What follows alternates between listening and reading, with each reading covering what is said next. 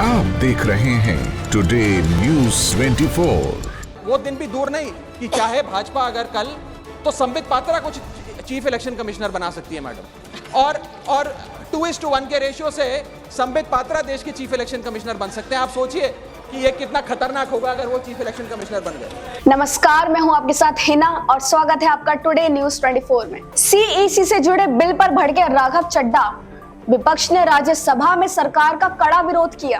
तो आखिर क्या है ये सीईसी बिल जिसने राज्यसभा में इतना बवाल मचा दिया? मुख्य चुनाव आयुक्त की नियुक्ति को लेकर सत्तारूढ़ केंद्र सरकार एक संशोधन बिल लेकर आई है, जिसके मुताबिक अब चुनाव आयुक्त की नियुक्ति में 3 लोगों की मुख्य भूमिका होगी, जिनमें नेता विपक्ष, प्रधानमंत्री और कैबिनेट मंत्री होंगे। सभी विपक्षी दल इस बिल का विरोध कर रहे हैं। विरोध करने के पीछे की वजह यह है कि सरकार जिसे चाहेगी उसे ही चुनाव आयुक्त बनाएगी और ऐसे में फायदा सिर्फ सत्ता में बैठी सरकार का ही होगा।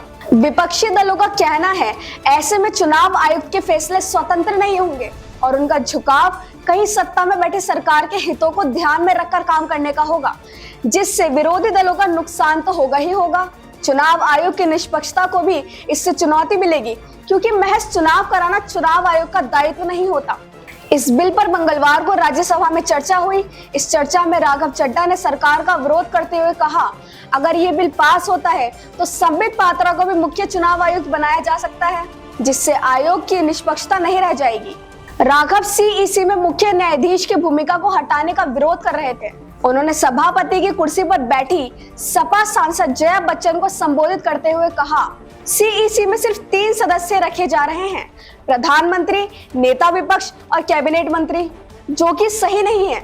ऐसे में सरकार जिसको चाहेगी वही मंत्री बनेगा।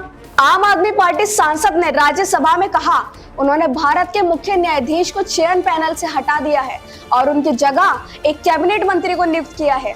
इससे सरकार को 2 वोट मिलते हैं और सरकार 2-1 बहुमत से फैसला ले सकती है और जिसे चाहे नियुक्त कर सकती है।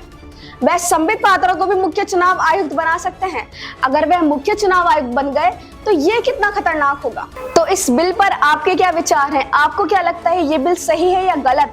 हमें कमेंट करके जरूर बताइएगा। निष्पक्ष पत्रकारिता को जीवित रखने के लिए आप हमें ज्वाइन कर आर्थिक सहयोग भी दे सकते हैं और हमारे चैनल को सब्सक्राइब करें, लाइक करना बिल्कुल ना भूलें।